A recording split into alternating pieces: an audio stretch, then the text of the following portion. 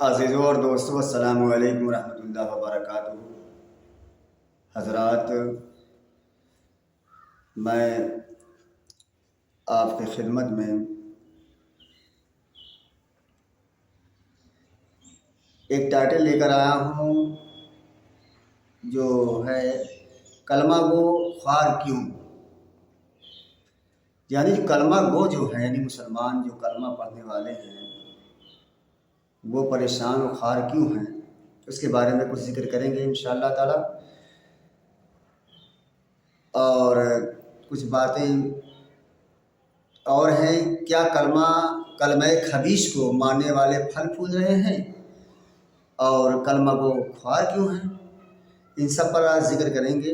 تو آئیے شروع کرتے ہیں۔ بسم اللہ الرحمن الرحیم۔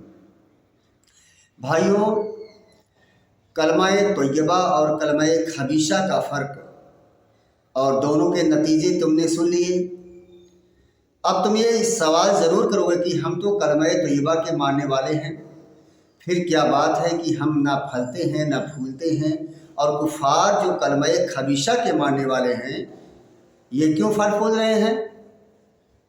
اس کا جواب میرے ذمہ ہے اور میں جواب دوں گا، بشرطے کہ آپ میں سے کوئی میرے جواب پر برا نہ مانے، بلکہ اپنے دل سے پوچھے کہ میرا جواب واقعی صحیح ہے یا نہیں۔ تو حضرات،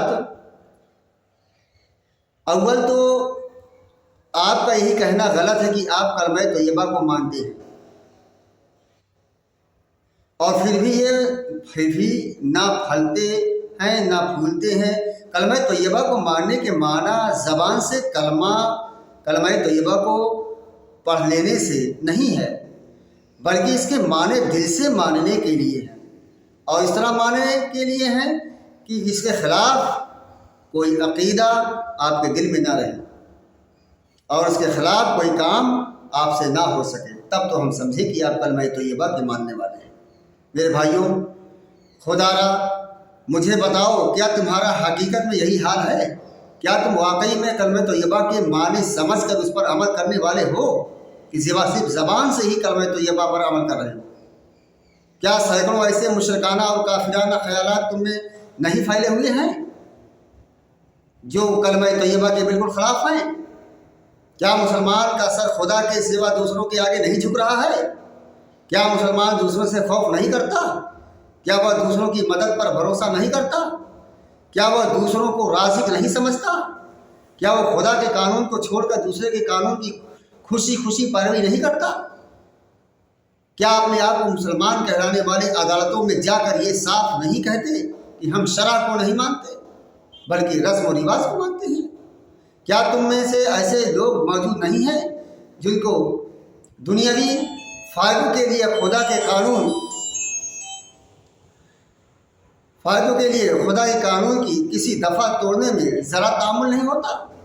کیا تم میں سے وہ لوگ موجود نہیں ہیں جن کو کفار کے غضب کا ڈر ہے مگر خدا کے غضب کا ڈر نہیں ہے، جو کفار کی نظر عنایت حاصل کرنے کے لیے سب کچھ کرنے پر تیار ہو جاتے ہیں مگر خدا کی نظر عنایت حاصل کرنے کے لیے کچھ نہیں کر سکتے، جو کفار کی حکومت کو حکومت سمجھتے ہیں اور خدا کی حکومت کے متعلق انہیں کبھی یاد بھی نہیں آتا کہ وہ بھی کہیں موجود ہے۔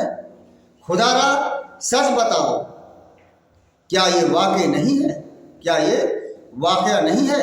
اگر یہ واقعہ ہے تو پھر کس منہ سے تم کہتے ہو کہ ہم کلمہ طیبہ کو ماننے والے ہیں؟ بتائیے۔ اور ہم اس کے باوجود ہم نہ پھولتے اور نہ پھلتے ہیں۔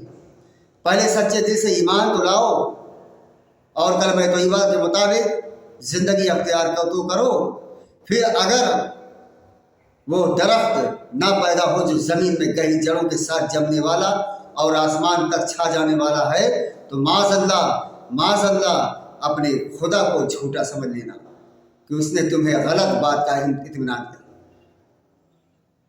میرا کہنے کا مطلب یہ ہے، اگر تم واقعی میں کلمہ طیبہ کو ماننے والے ہو، حقیقت میں کلمہ طیبہ کو ماننے والے ہو، تو کلمہ طیبہ کے معنی اور مطلب کو سمجھ کر اسی پر اپنی زندگی کو گزارو، یقیناً تمہیں اس کا فائدہ ملے گا اور اللہ تمہاری مدد کرے گا۔ اور ज़बान से तुम कलमा तैयबा के मानने वाले बनते हो और कुफराना कलमात पढ़ते हो, कुफरानी हरकत करते हो, तो हम कैसे मान लें कि आप कलमा तैयबा के मानने वाले हो? तो कैसे अल्लाह तुम्हारी मदद फरमाएगा? और उसके बाद अगली बात सामने पेश आती है, कलमा खबीसा को मानने वाले फल भोज रहे हैं, क्यों? फिर आपका ये कहना ये भी गलत है कि जो कलमा खबीसा को मानते हैं वो वाकई दुनिया में फल फूल रहे हैं। कलमा खबीसा को मानने वाले ना कभी फूले पड़े हैं, ना आज फूल फल रहे हैं। तुम दौलत की कसरत, ऐश व इशरत के असबाब और ज़ाहिरी शान व शौकत को देख कर समझते हो कि वो फल फूल रहे हैं? नहीं, मगर उनके दिलों से पूछो कि कितने हैं जिनको इत्मीनान क़ल्ब मैसर है, उनके ऊपर ऐश के सामान लदे हुए हैं, मगर उनके दिलों में आग की भट्टियाँ सुलग रही हैं जो उनको किसी वक्त चैन नहीं लेने देती। खुदा के कानून के खिलाफ वर्जी ने उनके घरों को दोषक बना रखा है। अखबारों में देखो कि यूरोप और अमेरिका में खुदकशी का कितना जोर है, तलाक की कैसी कसरत है, नस्लें किस तरह कट घुट रही हैं और घटाई जा रही हैं, नस्लें किस तरह घट रही हैं और घटाई जा रही हैं। अमराज़ खबीसा ने किस कदर लाखों इंसानों की ज़िंदगियाँ तबाह कर दी।